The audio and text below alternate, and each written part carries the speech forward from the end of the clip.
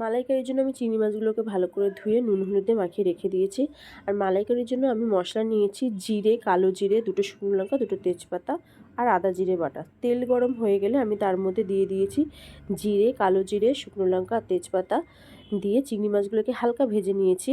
তারপরে ভাজা হলে দিয়ে দিয়েছি আদা জিরে বাটাটা। আদা জিরে বাটার সঙ্গে চিংড়ি মাছগুলোকে আমি একটু ভালো করে নাড়িয়ে চাড়িয়ে মিশিয়ে নিয়েছি। মিশিয়ে নিয়ে তারপরে দিয়ে দিয়েছি লঙ্কা বাটাটাও। লঙ্কা বাটাটা দেওয়ার পরে আমি একটু সামান্য নুন দিয়ে দিচ্ছি, স্বাদ মতো নুন দিয়ে আমি দেখো ভালো করে চিংড়ি মাছের সাথে মশলাটাকে আমি ভালো করে কষিয়ে নিচ্ছি। নাড়িয়ে চাড়িয়ে ভালো করে আমি একটু সময় নিয়ে আমি কষিয়ে নিয়েছি। কষানোর পরে যখন দেখছি কষানো হয়ে গেছে, কড়াই থেকে তেলটা ছেড়ে দিচ্ছে, তখন আমি দিয়ে দিচ্ছি দেখো নারকেলের সম্পূর্ণ দুধটা আমি দিয়ে দিচ্ছি। একটু বেশি করেই আমি দিয়েছি, তাহলে কি হয় টেস্টটা ভালো আসে।